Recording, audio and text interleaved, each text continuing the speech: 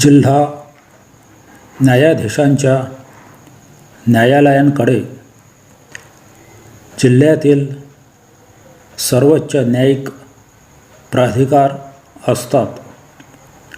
त्यांच्या न्यायालयाव्यतिरिक्त सहाय्यक न्यायाधीश आणि वरिष्ठ आणि कनिष्ठ स्तरावरील दिवाणी न्यायाधीश यांची न्यायालये असतात. सहाय्यक न्यायाधीशांची तसेच दिवाणी न्यायाधीश वरिष्ठ स्तर यांची न्यायालये जिल्ह्याच्या मुख्यालयीन शहरात असतात. जिल्हा न्यायाधीश हे सहाय्यक न्यायाधीश आणि दोन्ही स्तरावरील दिवाणी न्यायाधीश यांच्या न्यायालयाचे पर्यवेक्षण करतात. जिल्हा न्यायाधीश दोन प्रकारचे क्षेत्राधिकार बजावतात: मूळ क्षेत्राधिकार आणि अपीलीय क्षेत्राधिकार. जिल्हा न्यायालय हे जिल्ह्यातील मूळ दिवाणी क्षेत्राधिकार असलेले प्रमुख न्यायालय आहे. दुय्यम न्यायालयांना दिलेल्या आणि ज्यावर अपील करता येते अशा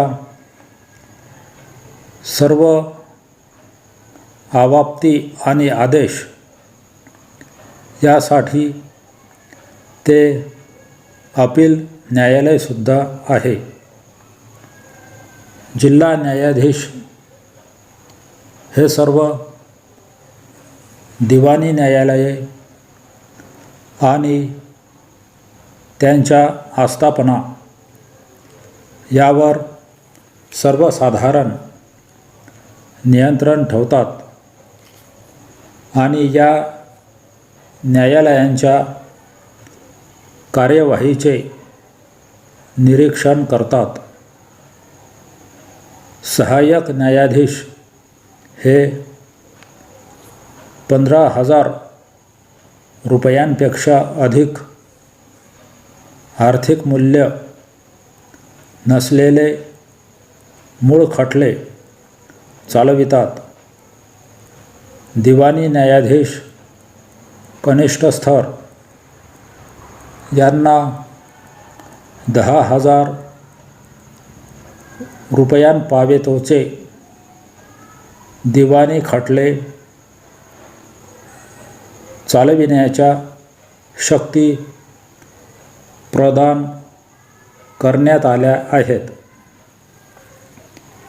न्यायाधीश वरिष्ठ स्तर हे कितीही आर्थिक मूल्य असलेले दिवाणी खटले चालवू शकतात.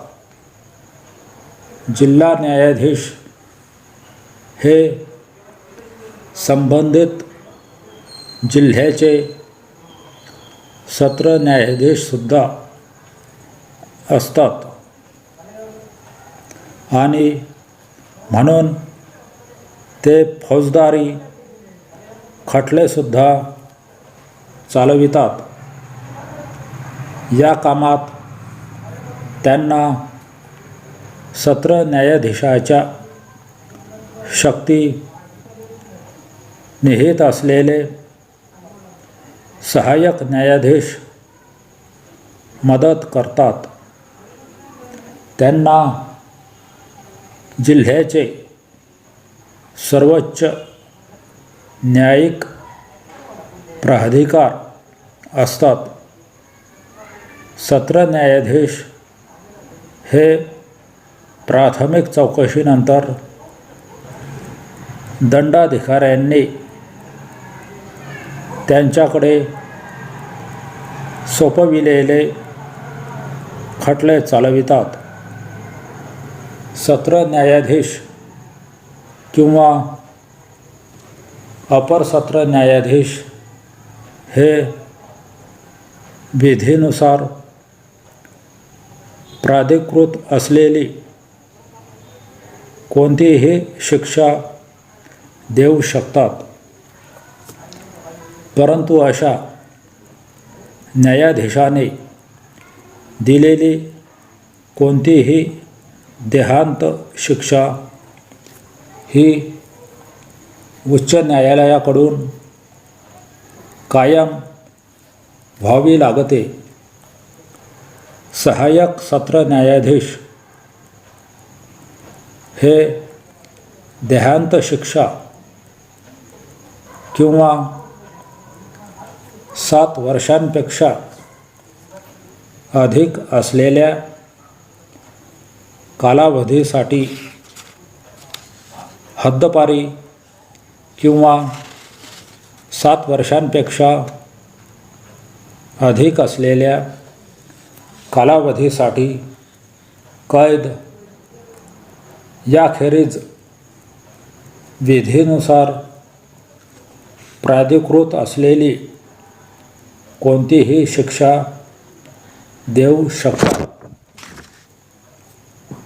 जंगले ही राष्ट्रीय संपत्ती होय. तथापि स्वातंत्र्यप्राप्तीपूर्वीच्या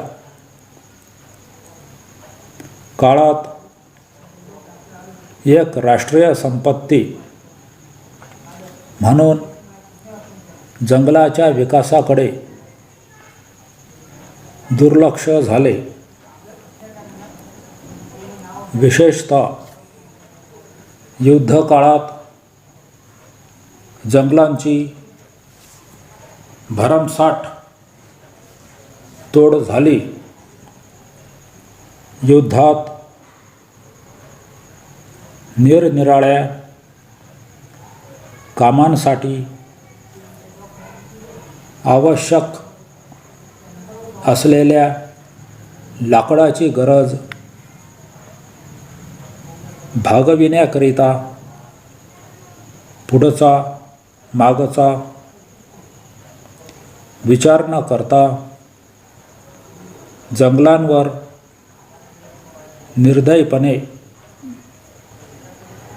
करवत फिरविण्यात आली.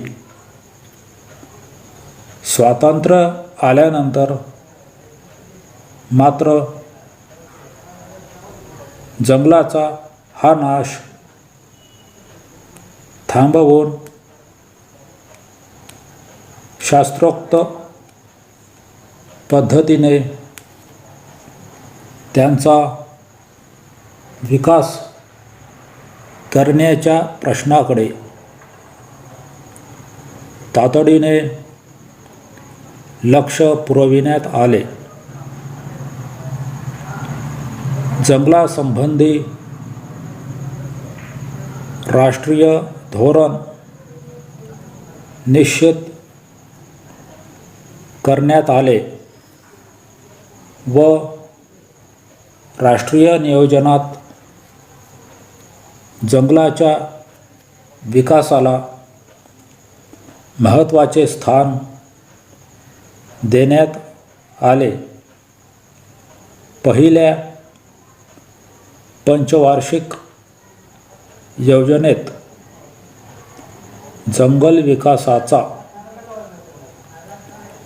भक्कम पाया घालून दुसऱ्या पंचवार्षिक योजनेत त्या दिशेने भरीव प्रगती करण्यात आली. जंगलाची फेर लागवड, जंगलमालाची पद्धतशीर काढणे, जंगलाच्या भागातील रस्त्यांचे बांधकाम वगैरे अनेक महत्त्वाच्या योजना या वर्षात हाती घेण्यात आल्या. महाराष्ट्र राज्यात दुसऱ्या पंचवार्षिक योजनेच्या काळात जंगलाच्या ज्या विविध योजना सुरू करण्यात आल्या त्यात जंगलाच्या फेरलागवडीच्या योजनेचा उल्लेख प्रथम करणे योग्य होईल. पूर्वी जंगलांची भरमसाठ तोड झाल्याने राज्यातील खूप जंगले नष्ट होण्याच्या मार्गावर होती. अशा जंगलात योग्य अशा झाडांची लागवड करण्याची ही योजना असून ती राज्याच्या जवळजवळ सर्व जंगल विभागात अंमलात आणण्यात आली आहे. ज्या भागात लागवड करावयाची असेल त्या भागातील जमिनीचे घडण, पाऊसमान यासारख्या नैसर्गिक बाबी लक्षात घेऊन जंगलवाढीची पद्धत अवलंबिण्यात येत आहे. कोल्हापूर येथील शाहू महाराज शिक्षक प्रशिक्षण महाविद्यालयाच्या स्थायी संलग्नीकरणाबद्दलचा शिक्षण संचालकांचा अर्ज पुणे विद्यापीठाच्या विद्या व कार्यकारी परिषदेने विचारात घेतला आणि B.Ed परीक्षेपर्यंतचा अभ्यासक्रम शिकविण्याकरिता महाविद्यालयाचे संलग्नीकरण जून 1961 पासून पुढील 2 वर्षांपर्यंत चालू ठेवण्यास मंजुरी द्यावी अशी शासनाला शिफारस करण्याबाबतचा प्रस्ताव केला. या संबंधात विद्यापीठाने कोणत्याही शर्ती घातलेल्या नाहीत. विद्यापीठाने शिफारस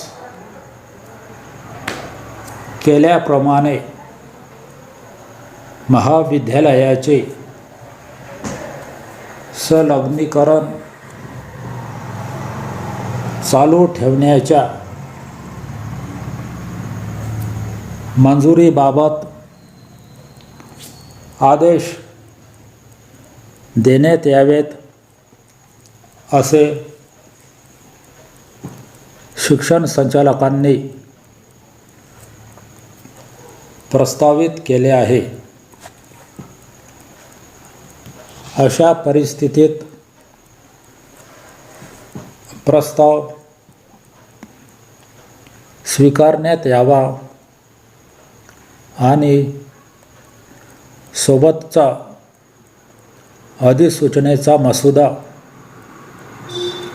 शासकीय पत्र व इतर आवश्यक कागदपत्रे पाठविण्यात यावीत. महाविद्यालयाच्या स्थायी संलग्नीकरणाबाबत स्थानिक चौकशी समितीने अशी शिफारस केली आहे की या महाविद्यालयाच्या विद्यार्थ्यांकरिता नियोजित वसतिगृह प्रत्यक्ष बांधले जाईल. त्यावेळीच फक्त हा प्रश्न विचारात घेण्यात यावा. शिक्षण संचालकांच्या दिनांक 11 एप्रिल 1961 च्या पत्रातील स्तंभ 3 वरून असे दिसून येते की वसतिगृह बांधण्याबाबतची कारवाई अलगरित्या करण्यात येत आहे आणि म्हणून शिक्षण संचालकांनी असे कळविले आहे की वसतिगृह प्रत्यक्ष बांधून झाल्यानंतर महाविद्यालयाच्या स्थायी संलग्नीकरणाबाबतचा प्रश्न विद्यापीठाकडे नेता येईल. राज्याचा औद्योगिक उत्कर्ष व्हावा म्हणून औद्योगिक विकास मंडळाची स्थापना करण्यात आली आहे. त्याचप्रमाणे कुशल औद्योगिक कामगार तयार करण्यासाठी औद्योगिक शिक्षण केंद्रेही स्थापन करण्यात आली आहेत. औद्योगिक वसाहतींची स्थापना हा देखील या कार्यक्रमाचा एक महत्त्वाचा भाग आहे. औद्योगिक विकास आणि बेकारी निवारण ही परस्परांशी निगडीत असल्यामुळे बेकारी निवारण योजना ही हाती घेण्यात आली आहे. जेथे मोठे उद्योगधंदे सुरू करणे शक्य नाही तेथे ग्रामोद्योग आणि कुटीरोद्योग सुरू करण्याचा जास्तीत जास्त प्रयत्न करण्यात येत आहे. सुखी आणि संतुष्ट कामगार हा औद्योगिक विकासाचा पाया आहे. या दृष्टीने कामगारांना किमान वेतन मिळण्याची शाश्वती देण्यात आली आहे. त्याचप्रमाणे ठिकठिकाणी कामगार कल्याण केंद्रे स्थापन करण्यात आली असून त्यांच्याकरिता कामगार विमा योजनाही सुरू करण्यात आली आहे. औद्योगिक तंटे समाधानकारक रीतीने मिटावे आणि राज्यात औद्योगिक शांतता नांदावी या दृष्टीनेही एक योजना आखण्यात आली. या योजनेचे नाव मजूर मालक सल्लागार यंत्रणा असे आहे. कामगारांना मिळणारी वाईट वागणूक, कामगारांची पिळवणूक, निरनिराळ्या कामगारविषयक कायद्यांच्या तरतुदींची अंमलबजावणी न करणे इत्यादी प्रकारच्या तक्रारी कामगार संघाकडून या योजनेच्या अधिकाऱ्यांकडे आणल्या जातात. उलटपक्षी बेशिस्तपणा, कामात ढिलाई वगैरे तक्रारी मालकांकडून आणल्या जातात. शिवाय कधीकधी मालक व कामगार असे दोघेही या सल्लागार यंत्रणेच्या मध्यस्थीसाठी विनंती करतात. या सर्व गोष्टींचा विचार हे औद्योगिक विकास मंडळाचे कार्य आहे. शहरातील गलिच्छ वस्त्या हे शहराला लांछन होय. शहरांचे हे लांछन दूर करण्याचा सरकारचा निर्धार आहे आणि त्याकरिता पंचवार्षिक योजनेत गलिच्छ वस्त्या नष्ट करण्याला प्राधान्य देण्यात आले आहे. माणसांना राहण्यास सर्वस्वी अयोग्य अशी झोपडीवजा घरे संबंध देशातील मोठमोठ्या शहरात पुष्कळ आहेत. या वस्त्या नष्ट करण्यासाठी व सुधारण्यासाठी दीर्घ मुदतीचा कार्यक्रम हाती घेतला पाहिजे. पण या ठिकाणी राहणाऱ्या लोकांच्या रोजच्या अडचणी दूर करण्यासाठी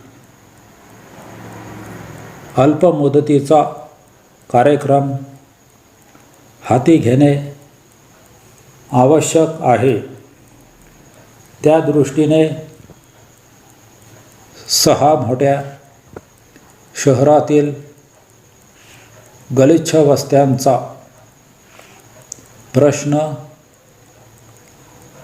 हाताळण्याच्या कार्यास प्राधान्य देऊन त्यासाठी होणाऱ्या खर्चाच्या 50% रक्कम कर्ज म्हणून देण्याचा निर्णय पूर्वी घेण्यात आला होता, पण आता 37.5% रक्कम कर्ज म्हणून देण्याचे ठरविण्यात आले आहे. केंद्र सरकारचा मदतीचा हिस्सा 25% वरून 37% नेण्यात आला आहे. पहिल्या पंचवार्षिक योजनेनुसार या कामासाठी फक्त व्याजमुक्त कर्जेच संमत करण्यात आली होती आणि केंद्रीय मदत मिळाल्याखेरीज गलिच्छ वस्त्या निर्मूलन कार्यक्रम पार पाडणे राज्य सरकारांना शक्य झाले नाही. या प्रश्नाची निकड ओळखून भारत सरकारने दुसऱ्या पंचवार्षिक योजनेत काही ठराविक रक्कम वेगळी काढण्याचे ठरविले आहे. राज्य सरकारांना या रकमेतून या कामासाठी अनुदाने व कर्जे देण्यात आली.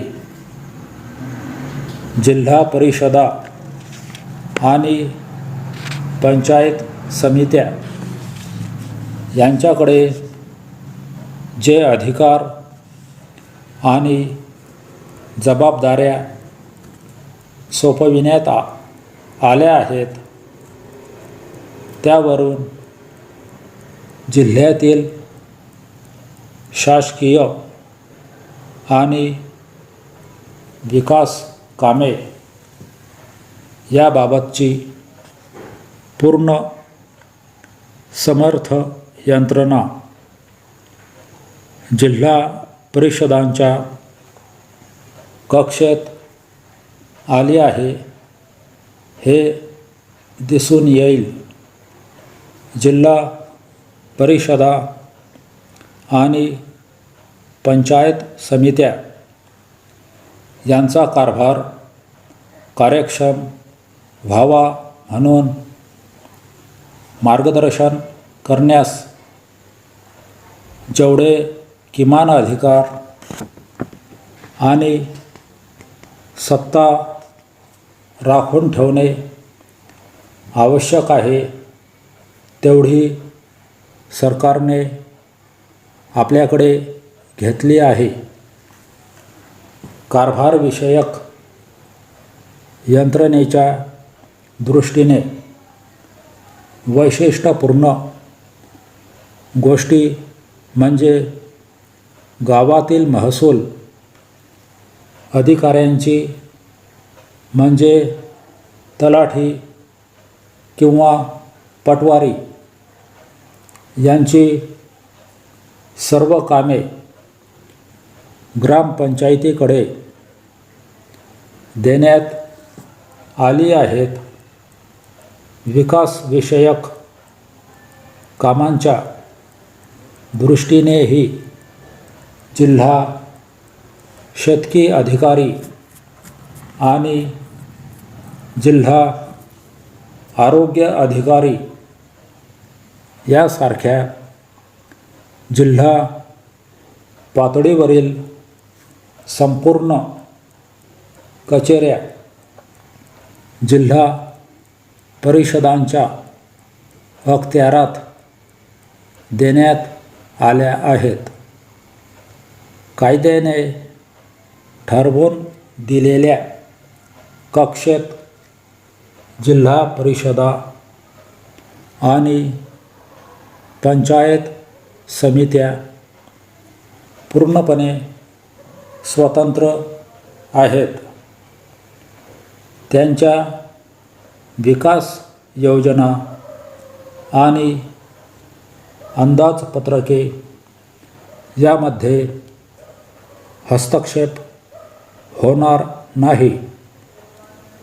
अंमलबजावणीची जबाबदारी अशा रीतीने टाकण्यात आली आहे की जिल्हा परिषदेपासून ग्राम पंचायतीपर्यंत सर्व संस्थांना ती उचलणे भाग आहे आणि हे करीत असता प्रत्येक संस्थेला तिच्या क्षेत्रातील सर्व विषय हाताळावे लागतील.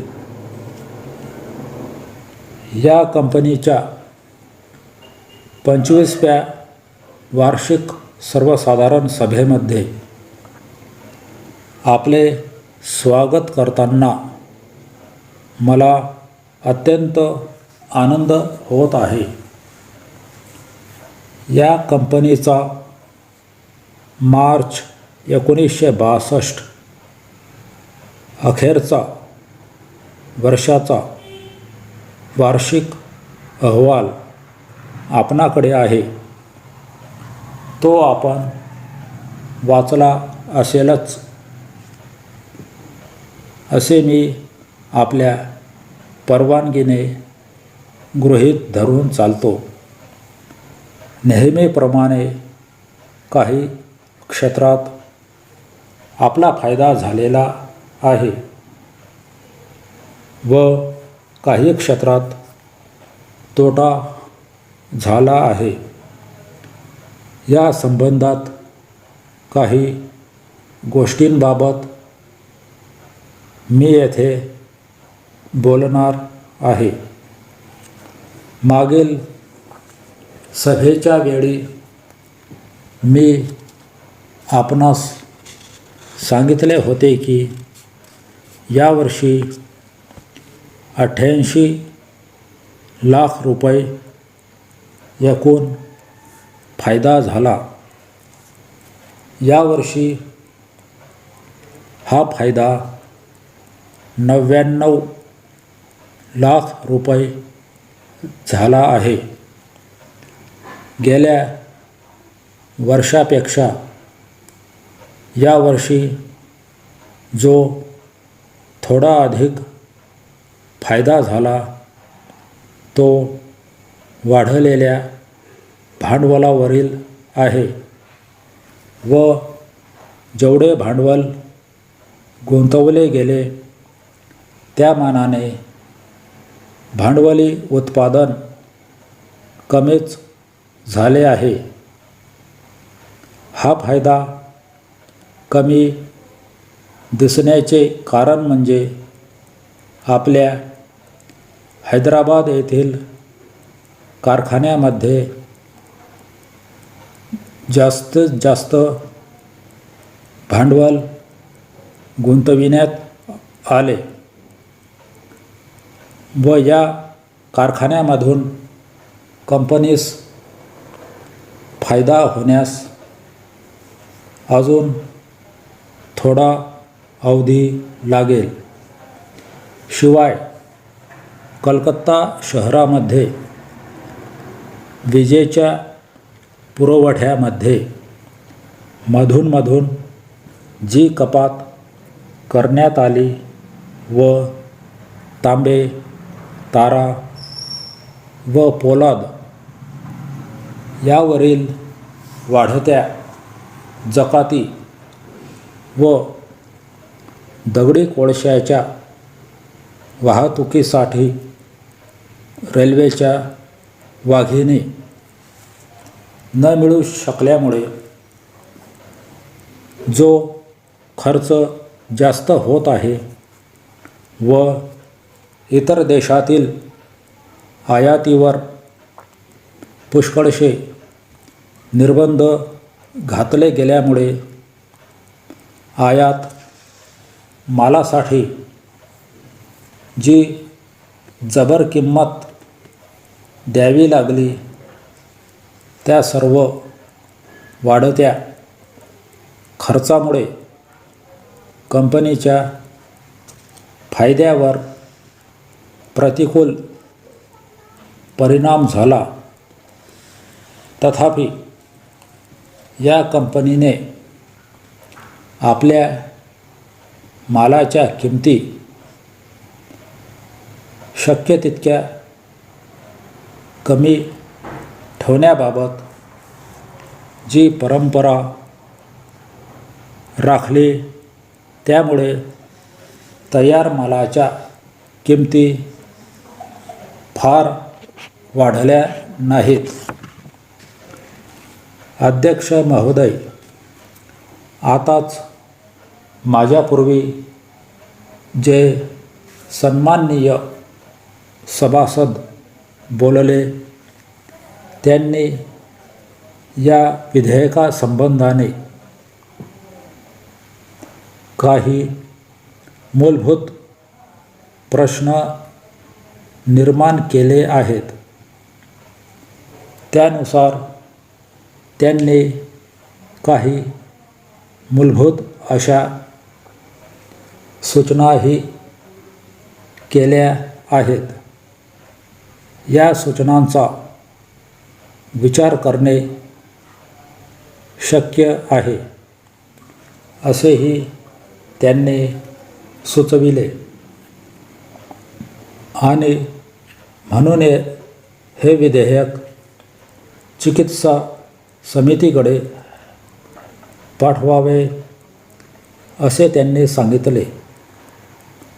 जर हे विधेयक चिकित्सा समितीकडे जाणार असेल तर निश्चितपणे चिकित्सा समितीमध्ये या विधेयकातील निरनिराळ्या तरतुदींवर साधक बाधक चर्चा होईल आणि त्या अनुषंगाने हे विधेयक मूलभूतपणे सुधारता येईल.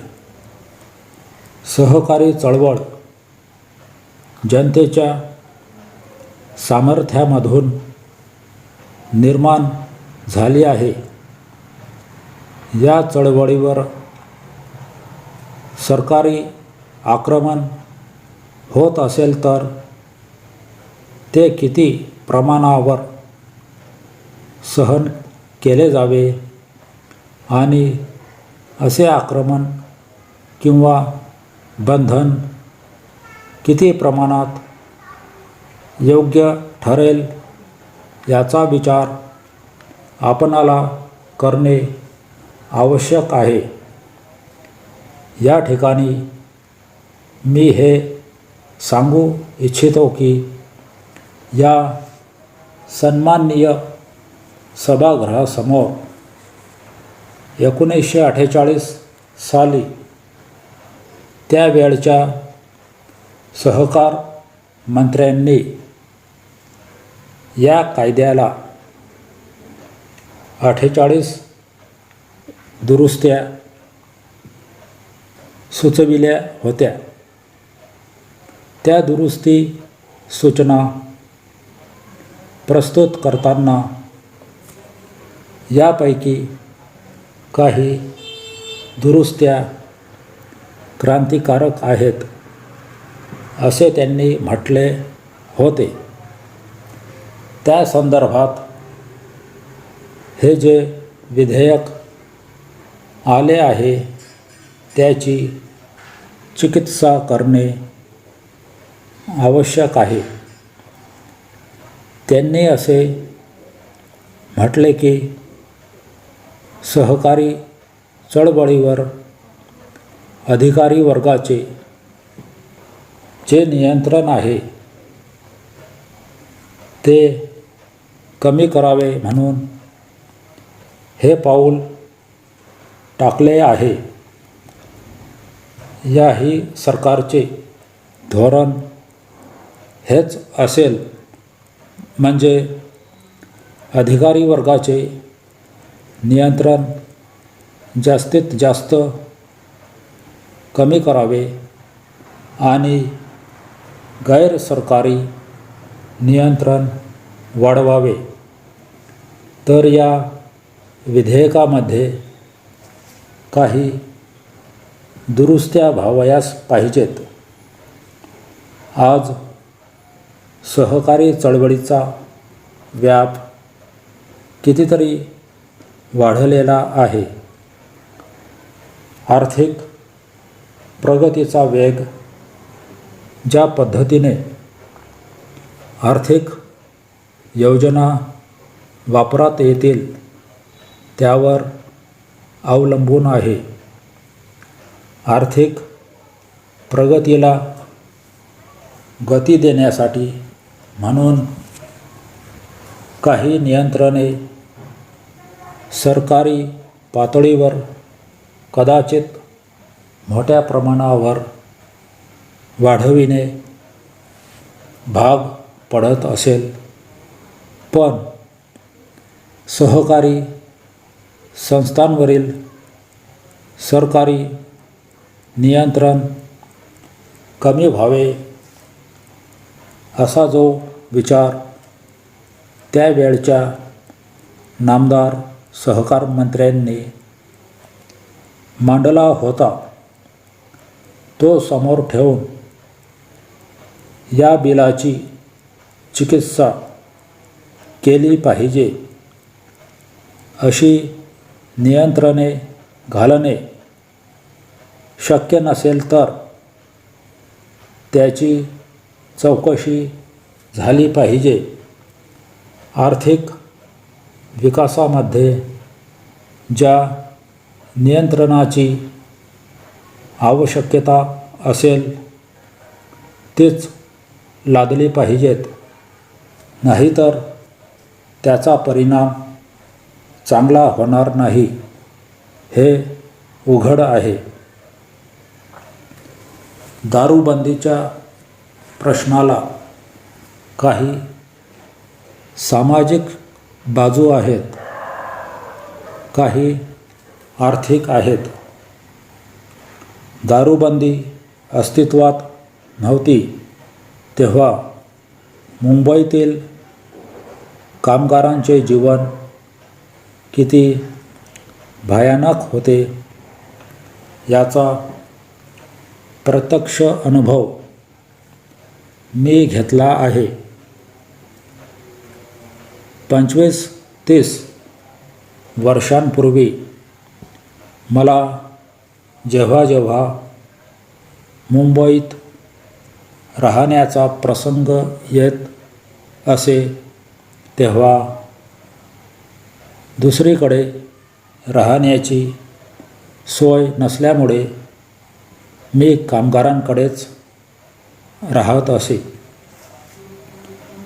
त्यामुळे त्यांच्या जीवनाचे जवळून निरीक्षण करण्याची संधी मला बरेच दिवस मिळाली आणि त्यांच्या अडचणी मला कळून आल्या.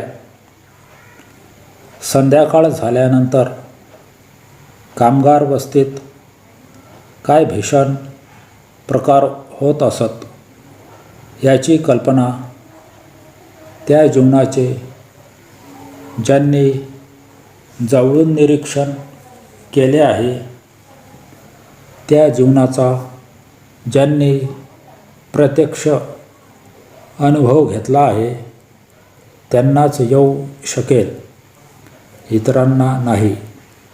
आज परिस्थिती अशी आहे की सर्व कामगारांनी आपल्या कुटुंबियांना मुंबईत आणले आहे त्यांची मुले शाळेत जात आहेत, परंतु 25 वर्षांपूर्वी काय परिस्थिती होती?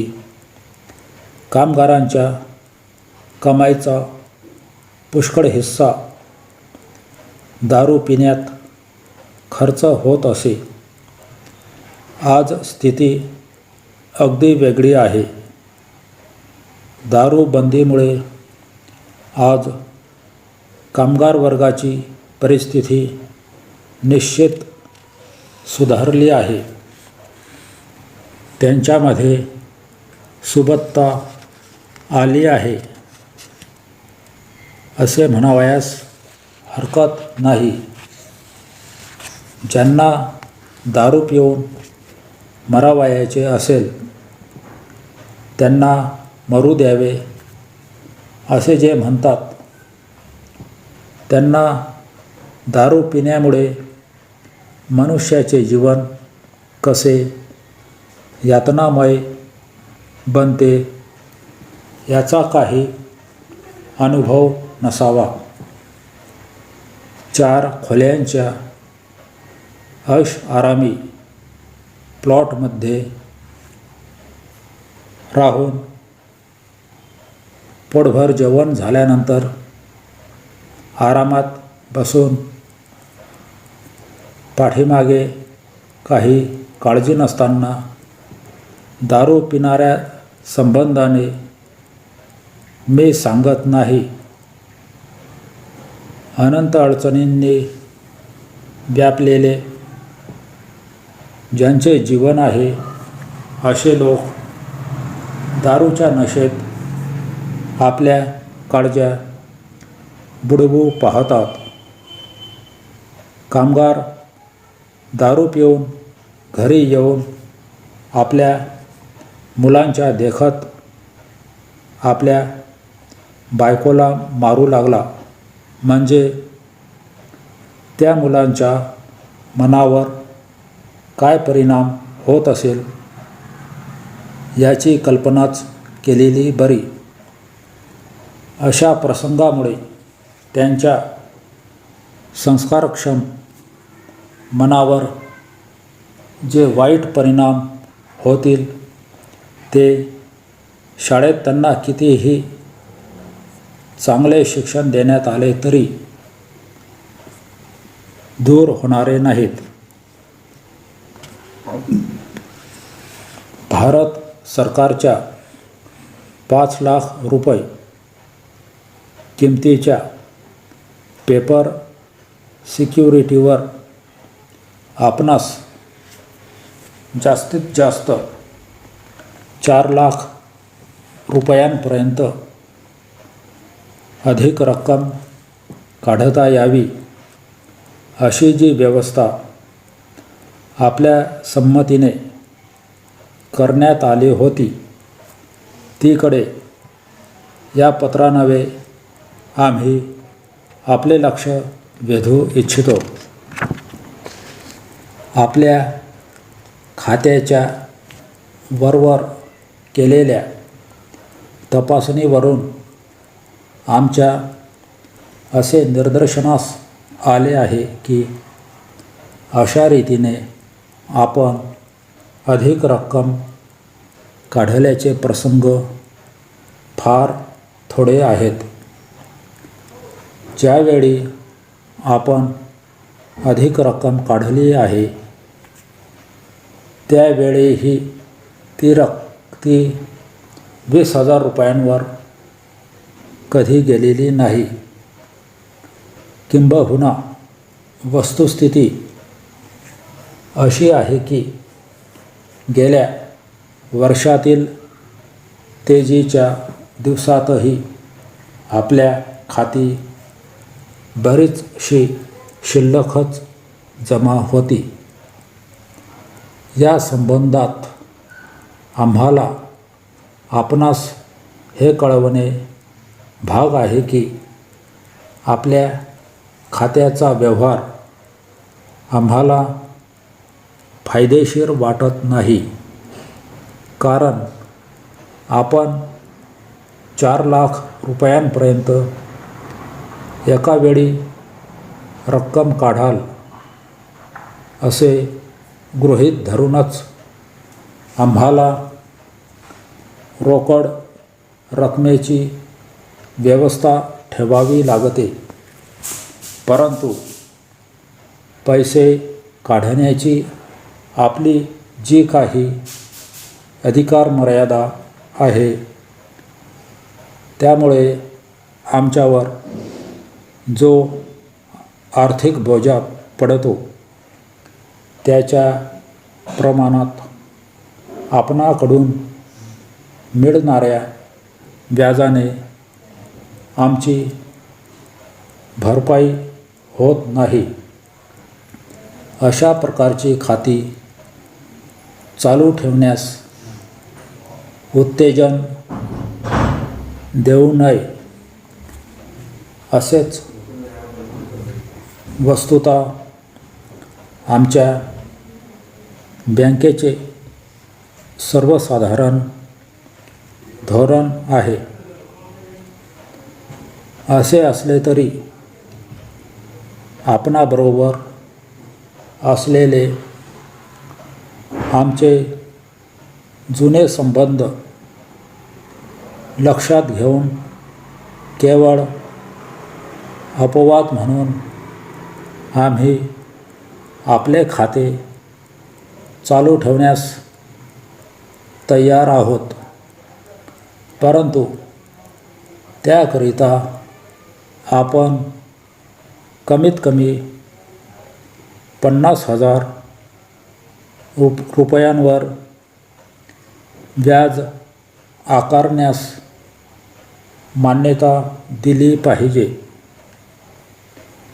या नवीन व्यवस्थेमुळे 4 लाख रुपयांच्या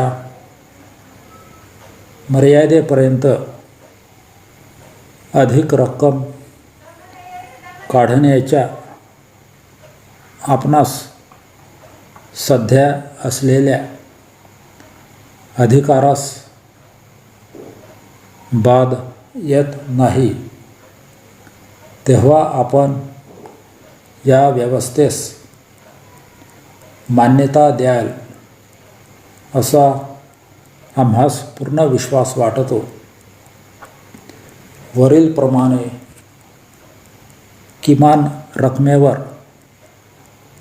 व्याज आकारण्याची जी व्यवस्था आम्ही सुचवली आहे तिला आपली मान्यता असल्याचे आपण पत्राद्वारे आम्हाला त्वरित कळवाल अशी आशा आहे.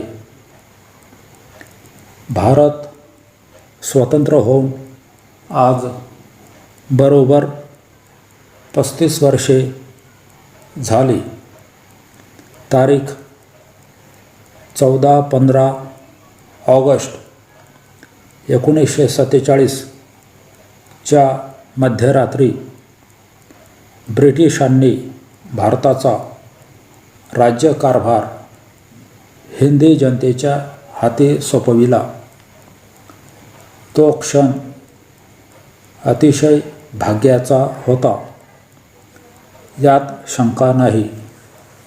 कारण ज्या स्वातंत्र्यासाठी हिंदी जनतेने परकीय सत्तेशी कित्येक वर्षे लढा दिला ते स्वातंत्र्य हिंदी जनतेला त्या क्षणी मिळाले होते.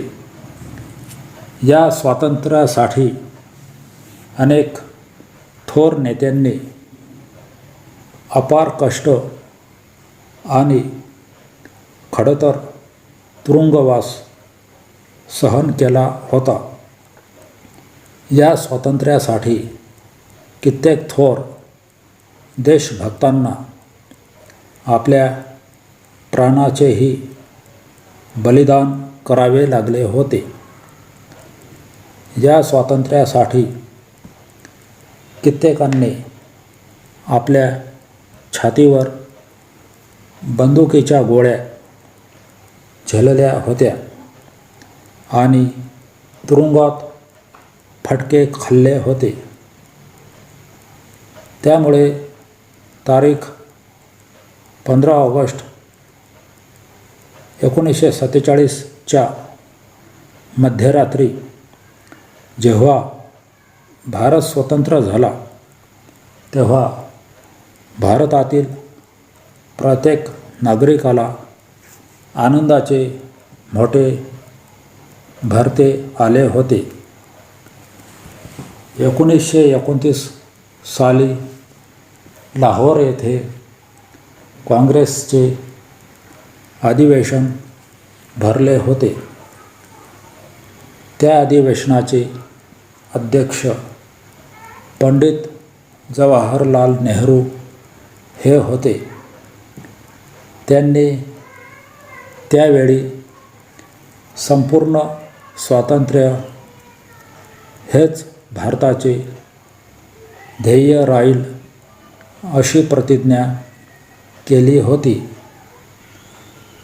योगायोगाची आणि अतिशय भाग्याची गोष्ट अशी की ब्रिटिश राज्यकर्त्यांनी स्वातंत्र्याचा मंगल कलश जो दिला तो पंडित जवाहरलाल नेहरू यांच्याच हाती दिला. तेच स्वतंत्र भारताचे पहिले पंतप्रधान झाले. स्वातंत्र्याकरिता आपल्याला फार मोठे मोल द्यावे लागले आहे. तीव्र लढा द्यावा लागला आहे. स्वातंत्र्य मिळवणे एक वेळ कदाचित सोपे असेल, पण मिळालेले स्वातंत्र्य टिकवणे ही त्याहून अवघड आणि महत्त्वाची गोष्ट आहे. तेव्हा आपल्यापैकी प्रत्येकाने हे स्वातंत्र्य टिकवण्यासाठी अतिशय आटोकाट प्रयत्न केले पाहिजेत. त्यासाठी आपण आपल्या मनात देशाभिमानाची ज्योत सतत प्रज्वलित ठेवली पाहिजे. आपण आपल्या देशाचा नेहमी अभिमान बाळगला पाहिजे.